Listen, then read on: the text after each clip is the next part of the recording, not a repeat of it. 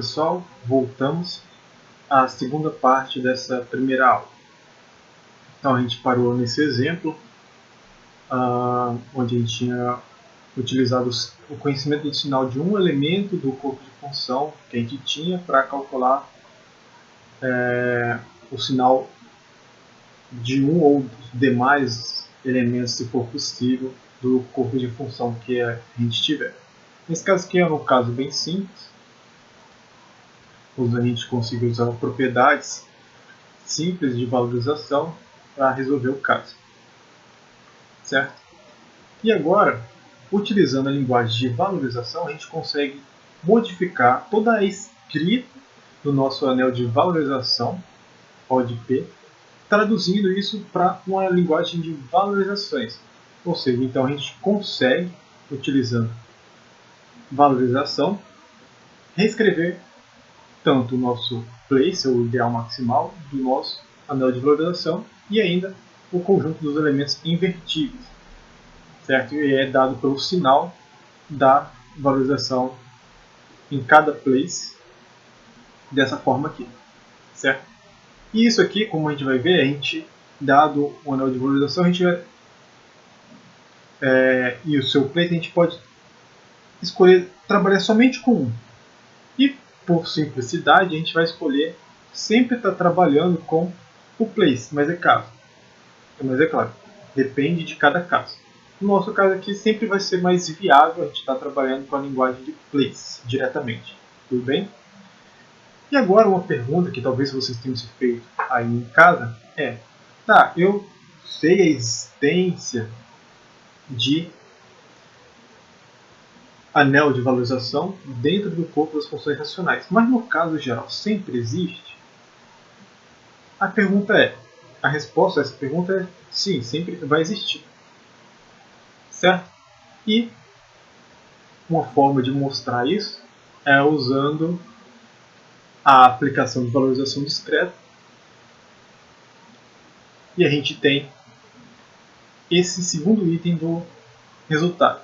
Então, se eu tenho um corpo de funções e uma função que satisfaz as propriedades de valorização discreta, eu defino esse conjunto A de V e I de V. Estou indexando por V porque ela depende dessa valorização.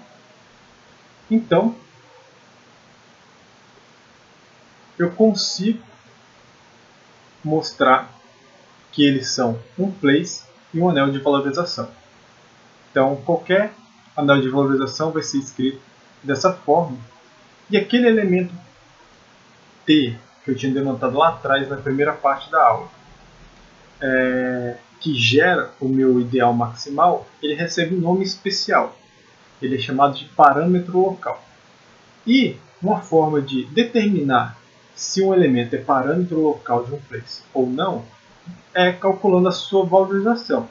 Se a valorização é 1, então esse elemento é um parâmetro local.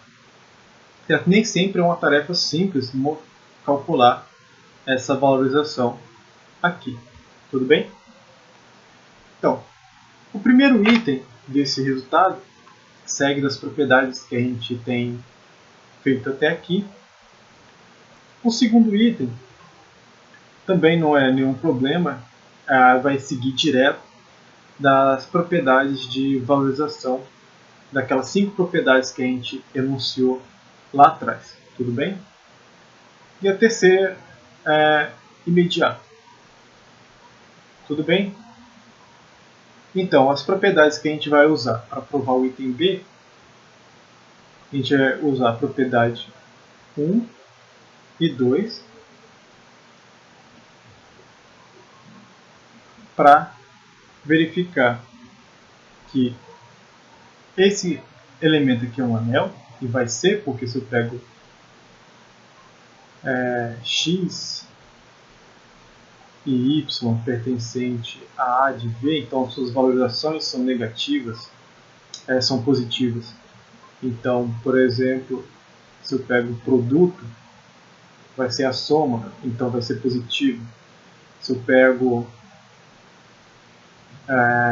a soma desses dois elementos, a valorização da soma vai ser maior ou igual que um dos dois, que é positivo. E a valorização do zero está aqui porque como foi definido a propriedade de valorização, é o infinito, é positivo. Então, por todas essas propriedades, a gente consegue, aquelas 5 propriedades, a gente consegue mostrar que esse cara aqui vai ser um anel.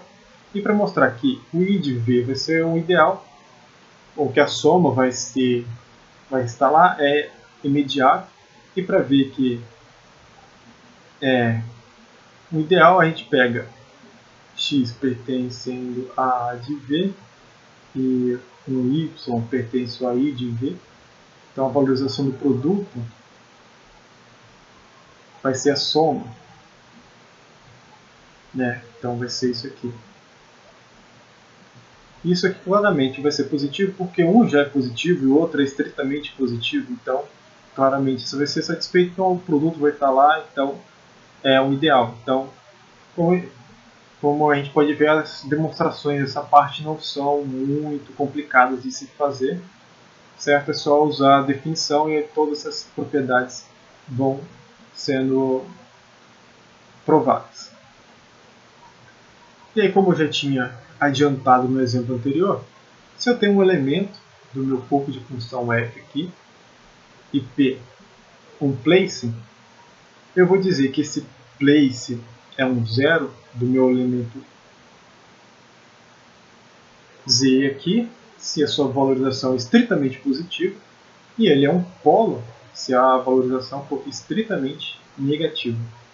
E se for zero, não vou dizer nada a princípio, tudo bem?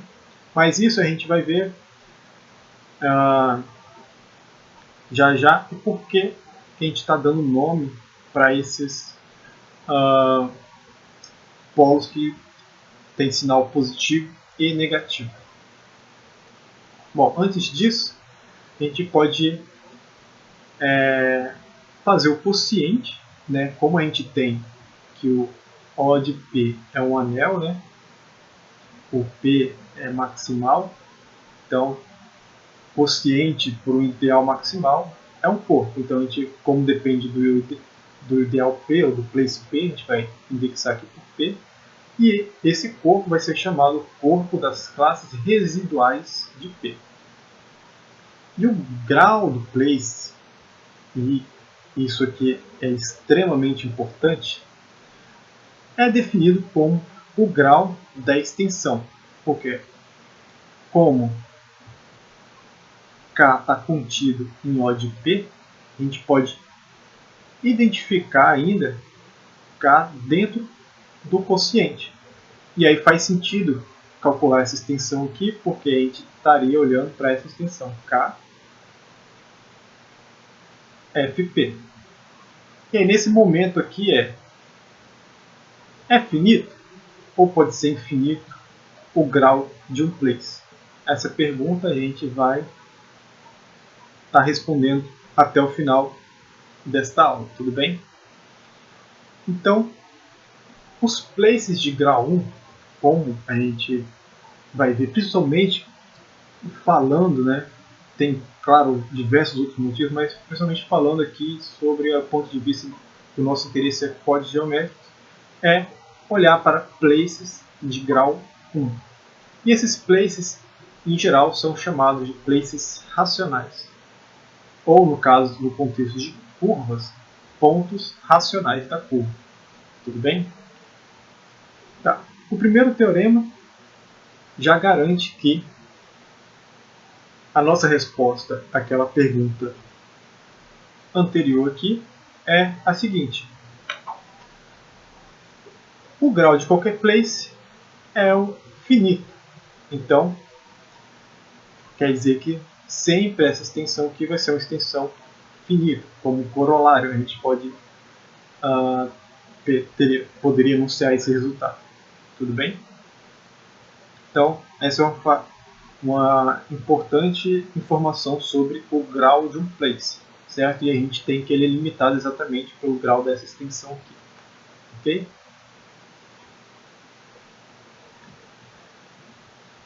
Agora, o próximo teorema, eu tenho um curvo de funções fk aqui, e um anel qualquer. E aí, sobre aquilo que eu tinha falado na primeira parte da aula, eu tenho que existe um anel de valorização e um place que vão satisfazer isso aqui. Certo? Então, esse teorema aqui é para fechar aquela parte. Dado um corpo de funções algébricas geral, agora não preciso ser os racionais, eu sempre vou ter sempre é possível achar um anel de valorização e um place. Eu não vou colocar a demonstração aqui, a demonstração é extensa, a gente vai fugir do foco dessa aula, que é apenas apresentar os principais conceitos e alguns resultados para a gente poder fazer as demais aulas que são um pouco mais, exigem um pouco mais da gente. Então, quem depois quiser consultar pode estar verificando no material de apoio, a demonstração está lá para quem quiser consultar. Certo? Mas o importante aqui é que esse resultado ele fecha aquela pergunta da primeira aula, tudo bem? E agora, o corolário desse teorema é o seguinte: eu vou ter que qualquer elemento transcendente de F possui um zero ou um polo, ou seja, sempre existe um place Q e P aqui, tal que a valorização de Z é positiva em P e a valorização desse mesmo Z é negativa. Certo? Então eu poderia considerar essa soma aqui de places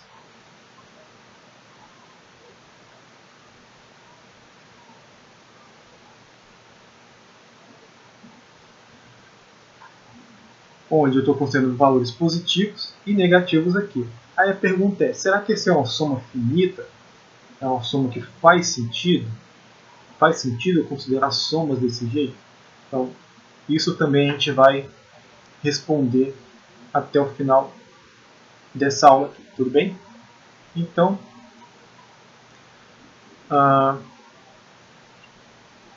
o importante, voltando aqui, o importante desse teorema é que tem que considerar esse conjunto aqui, o conjunto dos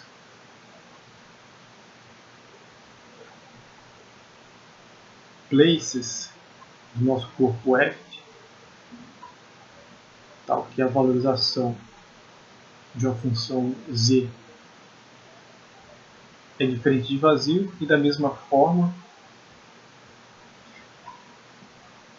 o conjunto dos places cuja valorização é negativa também vai ser diferente do vazio. Sempre tem um elemento lá. Tudo bem?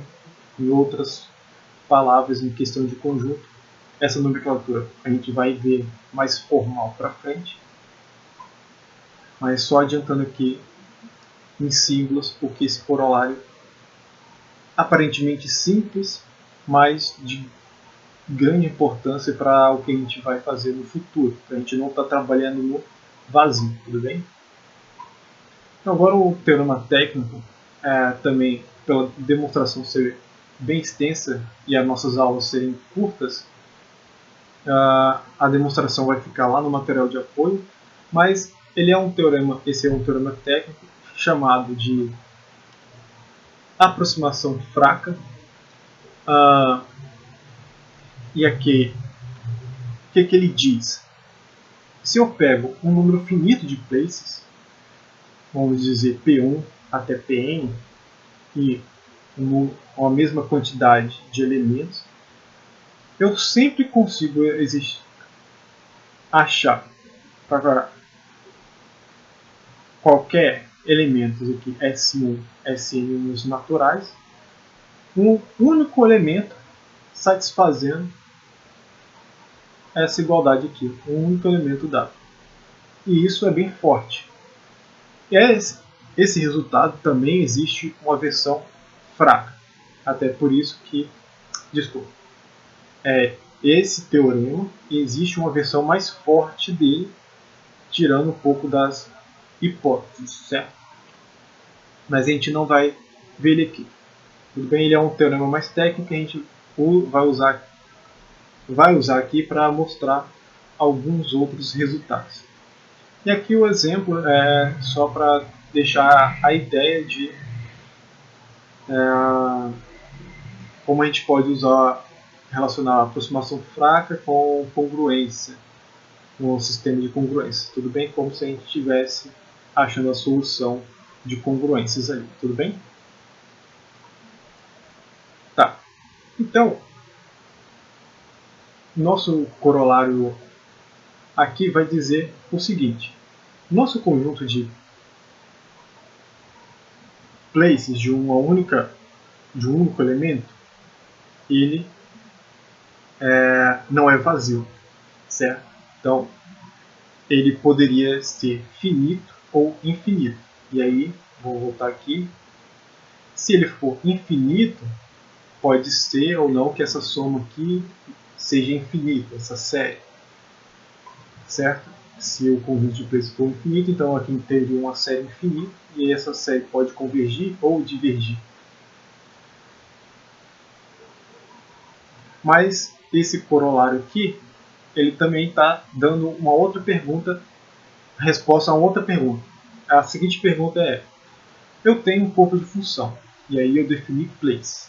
Será que eu sempre consigo só um número finito de places? Ou existe um corpo de função que vai existir só um número finito de places? A resposta é não, certo?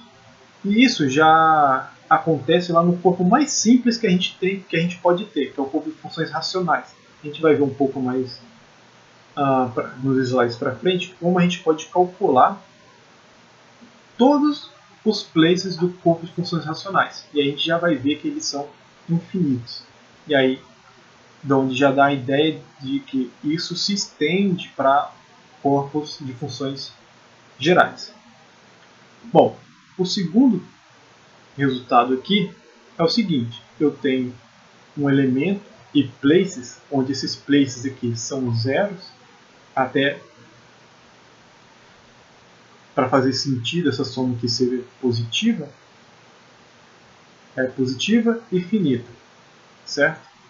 Então eu consigo cotar sempre essa soma pelo grau da extensão desse corpo aqui, certo? E ainda, qualquer elemento respondendo a essa pergunta que eu tinha circulado aqui, o item B vai me dizer que qualquer elemento não nulo possui um número finito de polos. Então, acabou. Num corpo de funções algébricas qualquer, sempre vai existir places e eles vão ser infinitos, mas quando eu olho para um único elemento desse corpo de função, o número de zeros e polos vai ser um número finito, ou seja, aquela soma que eu tinha aqui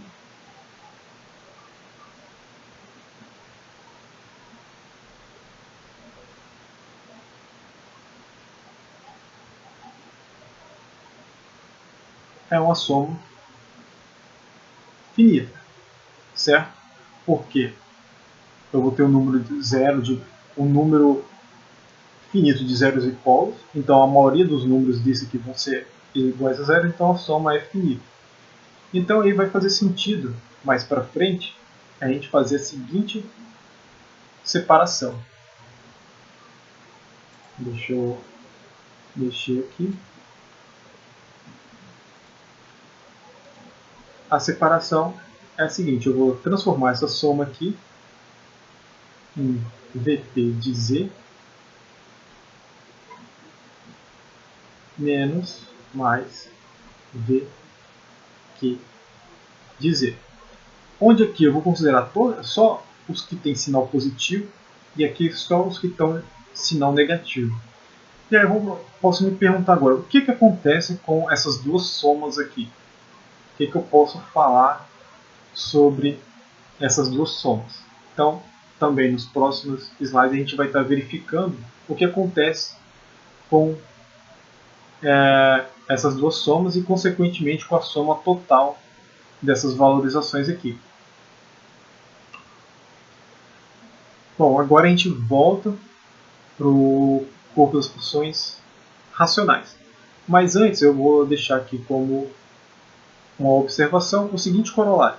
Se eu tenho um corpo de funções racionais, o corpo de funções constantes, que a gente denotou por esse K aqui, é uma extensão finita do meu corpo K. Então, mais para frente, a gente vai estar assumindo que esses dois corpos são iguais, porque como a extensão é finita, a gente não vai ter nenhuma perca de generalidade e nenhuma propriedade a assumir que eles são iguais. Basta fazer algumas pequenas manipulações algébricas, se caso quiser trabalhar eles como corpos distintos, e aí você trabalha em qualquer uma das etapas. Tudo bem? Bom, mas agora o que é mais interessante e que vai ser importante porque quando a gente vai estar falando de códigos, é estar olhando os places dos corpos de funções racionais. Bom, então aqui a gente começa com um corpo de funções racionais, certo? X sendo um elemento transcendente sobre K. E, de novo, eu tenho aqui o O de F, que eu já tinha denotado lá atrás como o anel de valorização, dado por essa forma. E o P de F aqui, dado por essa forma. Aqui, lá na primeira aula, tinha um erro, estava escrito U, era V de X, tudo bem?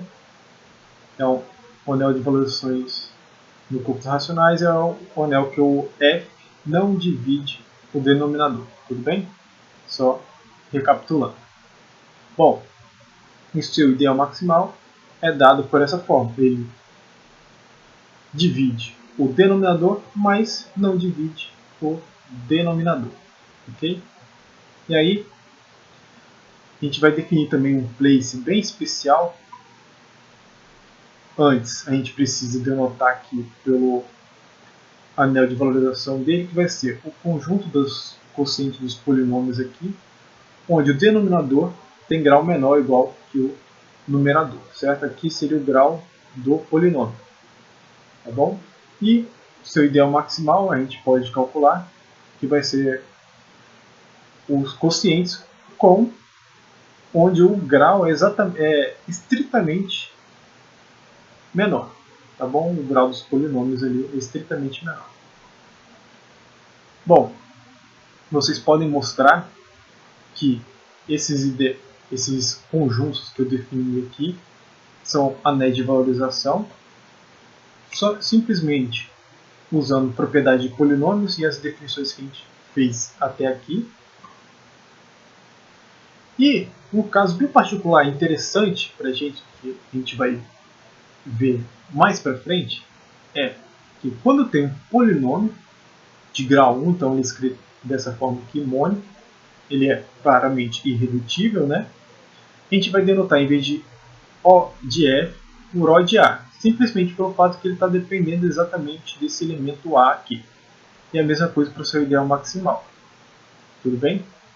Então, com essa identificação que já fica óbvio para a gente que a gente consegue uma identificação dos elementos de K aqui, né, com anéis de valorização e, consequentemente, places do meu corpo de funções racionais.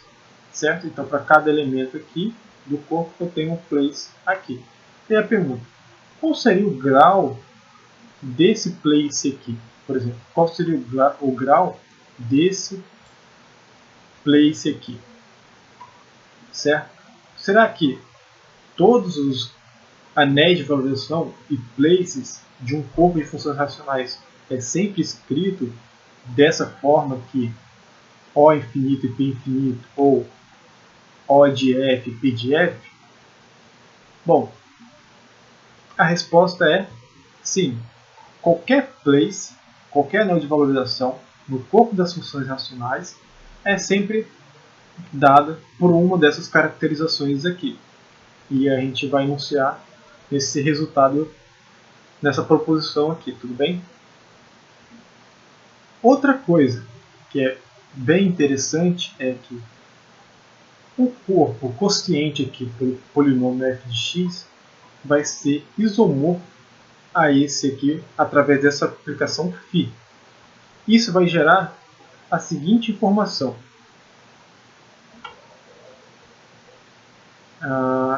Eu não escrevi aqui, mas deixa eu pegar aqui para vocês.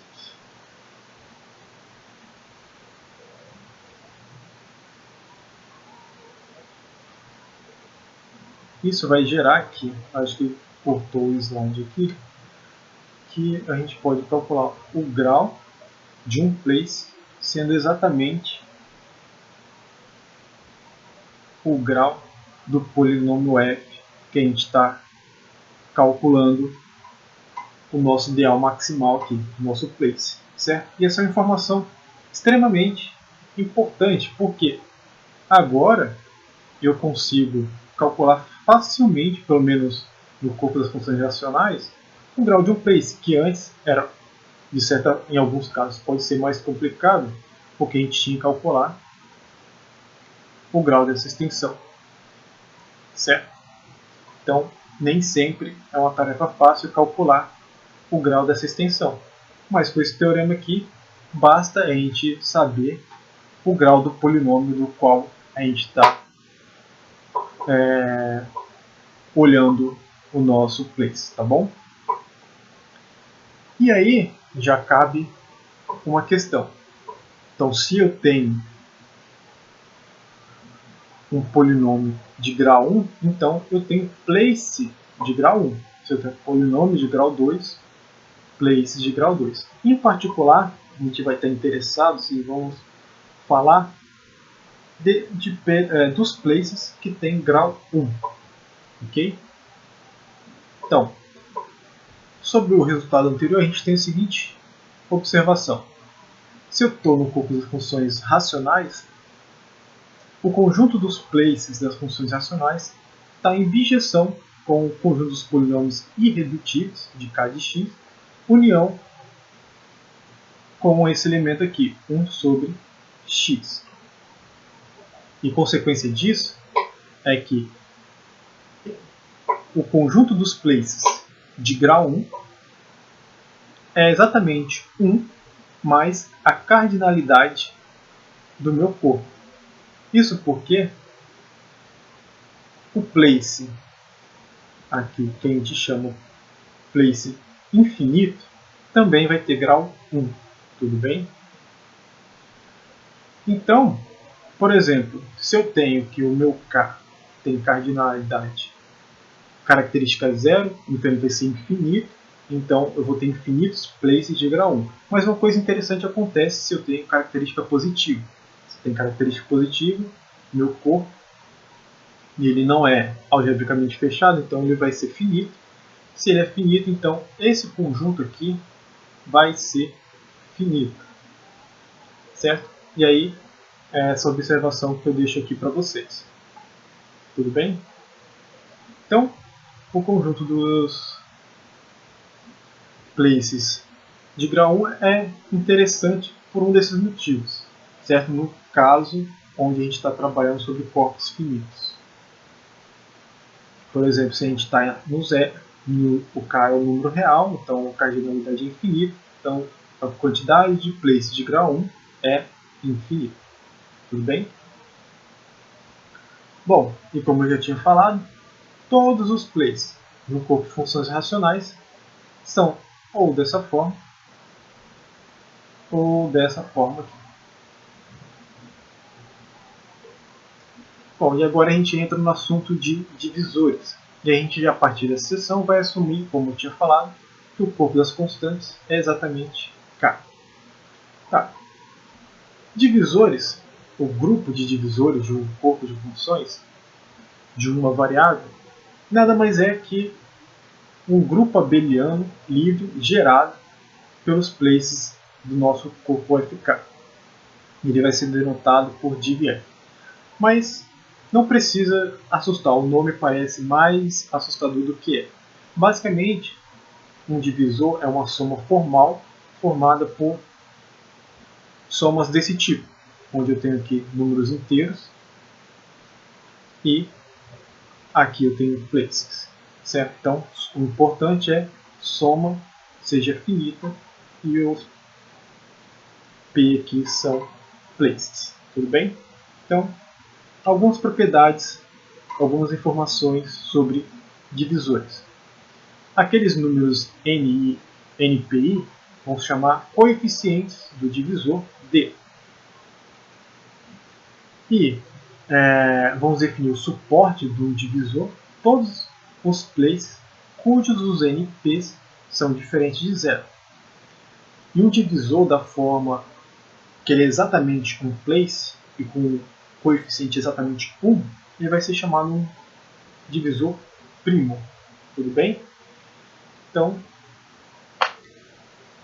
agora, dado dois divisores, a gente vai observar algumas propriedades. Como a gente falou de grupo, né?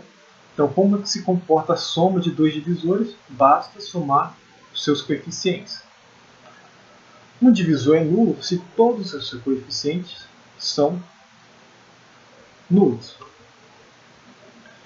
E ainda, olhando para divisores, a gente pode definir uma ordenação parcial. Como que é essa ordenação parcial? Eu pego dois divisores, eles vão ser menor ou igual que o outro, se seus coeficientes são menores ou iguais que o outro para todo o place. Certo? E ainda, se eles vão dizer que eles são distintos, são estritamente, desculpa, se eles vão ser estritamente menor ou igual menor que o outro se eles forem distintos. Isso é, se pelo menos um desses aqui for menor estrito, a gente já garante isso aqui, ok? E ainda, mais uma anotação. No caso onde eu tenho qualquer NP sendo maior ou igual que zero, eu vou dizer que o meu divisor é efetivo. E, olhando para divisores, a gente pode, de novo, fabricar uma aplicação parecida com aquela, e a gente vai chamar também de valorização discreta, porque ela vai satisfazer todas aquelas propriedades, certo? Então a gente pega aqui um divisor e associa a cada P o seu coeficiente. E aí a gente pode mostrar, através das definições, que vai ser bem definida, fazer uma aplicação e ela vai satisfazer a propriedade de valorização. Tudo bem?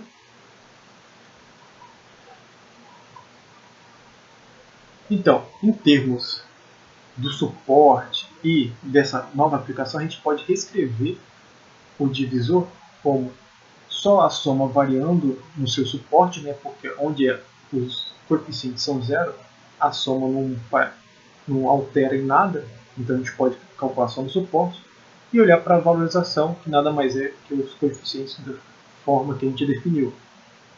E o grau de um divisor, agora a gente pode calcular como sendo a soma de todas as valorizações multiplicado pelo grau de um place, certo? Então, e aí, essa função, essa definição de grau de um divisor vai gerar uma aplicação que a gente vai chamar aplicação grau, que vai do grupo dos divisores nos inteiros, certo? Que associa a cada divisor um número inteiro aqui, que como a gente viu, esse número aqui é finito. Tudo bem? Bom, aqui é um exemplo só para a gente ver como toda essa questão de place funciona.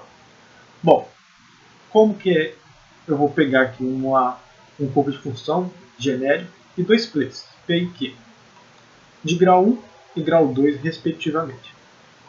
Então, eu vou definir dois places. Desculpa, eu vou definir alguns divisores. D1 dessa forma, D2 dessa forma e D3 dessa forma. Então, se eu somo D1 com D2, eu tenho esse novo divisor. Se eu somo D1 com D3, eu vou ter esse novo divisor, a gente observa que D1 não é comparável com D2, certo? Porque eles não têm places aqui em comum para que eu possa comparar, mas eu consigo comparar D3 com D2 e verificar que D3 é maior que D1. Bom, e aí também a gente consegue, utilizando esse exemplo, calcular a valorização de cada um desses divisores, tudo bem? E calcular seu respectivo grau, porque a gente já definiu de antemão quanto valia o grau de cada um desses places. Então era uma tarefa relativamente simples, só para a gente fixar o que a gente acabou de aprender, tudo bem? Bom, e como na primeira aula, eu vou dividir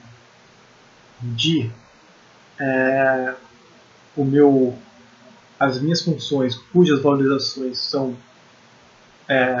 positivas e cujas valorizações são negativas, certo? E aí eu vou separar a parte positiva e negativa, como eu tinha falado anteriormente, da seguinte forma.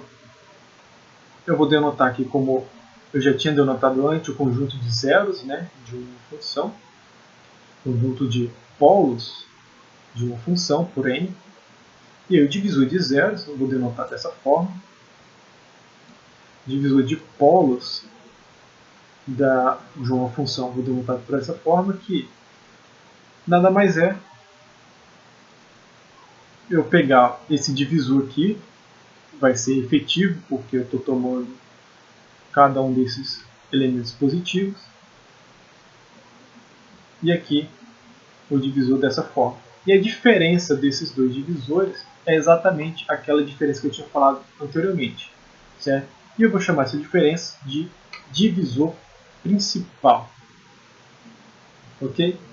O VP de Z é chamada ordem do polo, ou multiplicidade do polo, alguns autores chamam assim também, certo? Ou ordem do zero, ou multiplicidade do zero da minha função Z.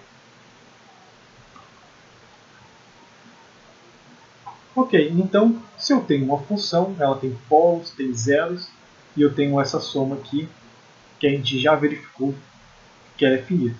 E agora a gente está encaminhando para dizer, enfim, se essa soma é finita, se eu posso dizer exatamente qual é o valor dessa soma, certo? Do grau de um divisor.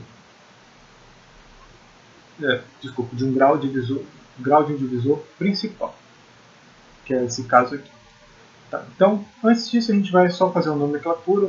Vamos chamar Princ F um grupo de divisores principais, que são todos os elementos divisores dessa forma aqui, né, equação 5, tudo bem?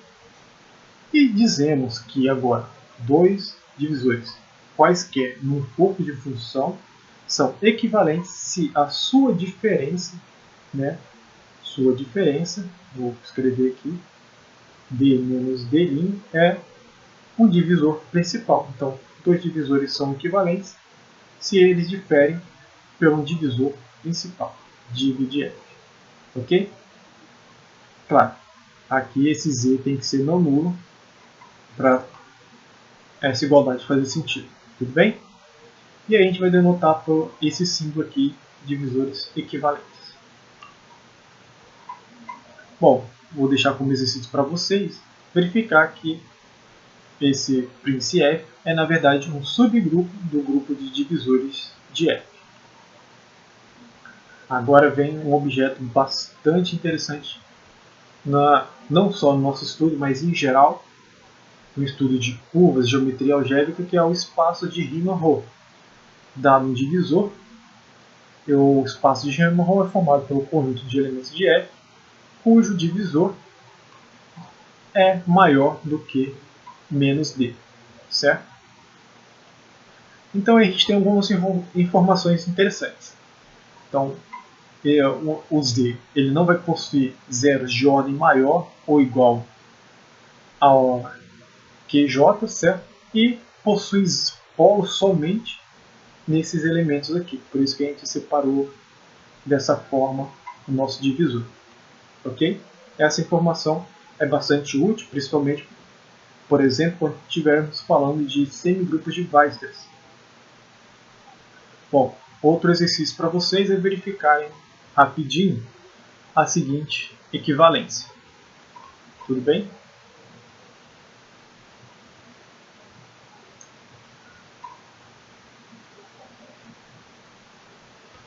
Agora, esse exemplo é para mostrar que por que a gente está falando de divisores equivalentes? O que a gente ganha definindo aquilo? Bom, não é à toa. Bom, se eu tenho dois divisores equivalentes, eu consigo mostrar que o espaço de Riemann-Roch deles vai ser isomorfo. Ou seja, então, basta eu conhecer um único divisor ali para conhecer esse espaço todo, qualquer espaço associado a um divisor equivalente ao que eu tinha inicialmente. Certo? E qual é a função que faz esse isomorfismo? As duas funções para mostrar esse isomorfismo é só mostrar que essas funções são K-lineares e são inversas umas das outras. Agora, uma propriedade interessante é que o espaço de Riemann-Roch é um espaço vetorial e, como a gente vai ver, é um espaço de dimensão finita. E essa dimensão foi objeto de estudo e é hoje ainda muito estudada, um objeto muito importante na geometria algébrica. Bom, o seguinte resultado disso, se eu tenho dois divisores, né, se eu tenho o espaço de Riemann-Roch associado ao divisor nulo, é exatamente o meu corpo K. Então, aqui a gente já vai ver que a dimensão, né, do L0 sobre K é exatamente 1, porque o espaço vetorial K sobre K tem dimensão 1. Se eu tenho um divisor de grau 0, ou, desculpa, um divisor satisfaz isso aqui, então o meu espaço de Riemann-Roch é só o elemento 0. Certo? Então ele tem dimensão aqui 0. Isso já dá um indício que, pelo menos nesses dois casos, a dimensão é finita. Como a gente vai ver, a dimensão é sempre finita. Bom, se eu tenho dois divisores comparáveis entre si, eu também posso comparar tanto os espaços de Riemann-Roch associado quanto a dimensão aqui. Tudo bem? Então, eu vou ter essa inclusão entre os espaços e essa relação entre a dimensão entre o quociente dos espaços e o grau dos dois divisores.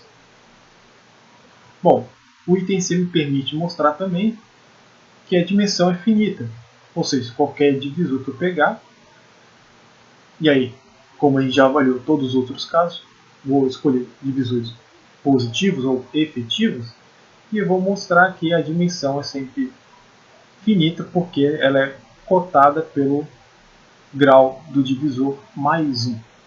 Tudo bem? E, como a gente já tinha visto anteriormente, se eu tenho dois divisores equivalentes, a dimensão dos espaços de Riemann-Roch são iguais. Certo? E aí, o trabalho na próxima aula, que a gente vai estar falando do teorema de Riemann-Roch, é calcular exatamente essa dimensão aqui. Por enquanto, a gente vai ver mais algumas outras propriedades de divisores. Bom, como falei, uma parte importante da geometria algébrica é a dimensão do espaço de Riemann-Roch. E para simplificar a escrita, a gente vai denotar por esse símbolo aqui, LD. E vai ser chamada a dimensão do divisor D. Ok?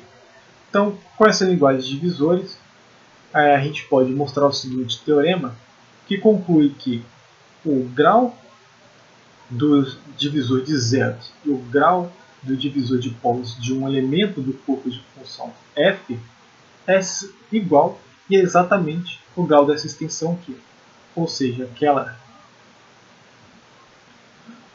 soma que eu tinha falado vai ser nula, certo? Ou seja,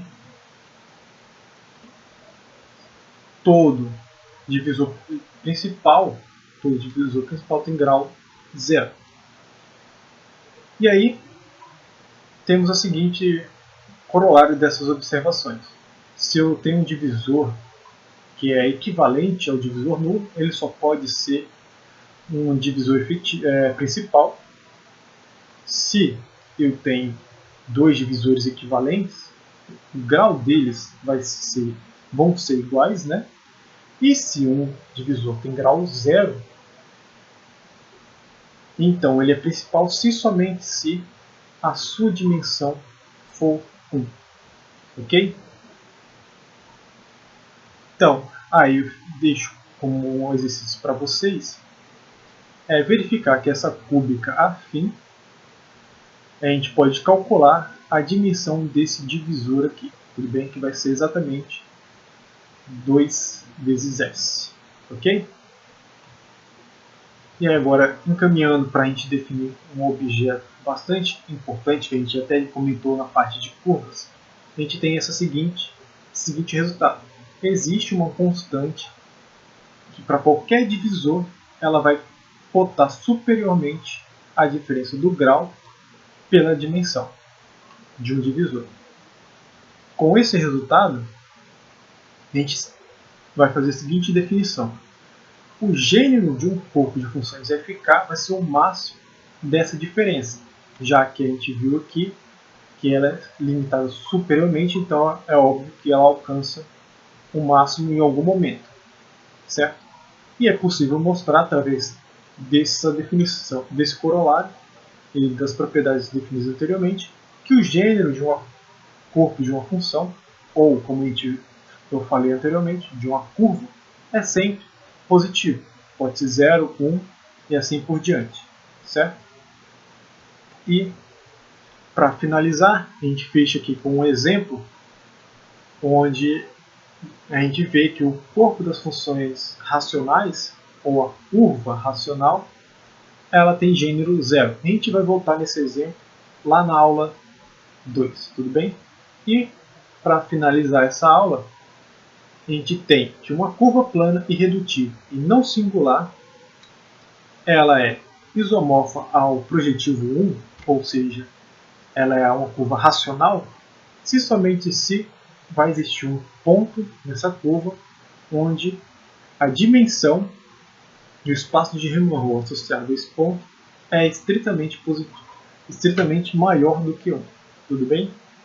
Então a gente finaliza essa primeira aula aqui e a gente se encontra na primeira aula falando agora de teorema de Riemann-Roch, semigrupos de Weierstrass e algumas extensões algébricas especiais, tá bom?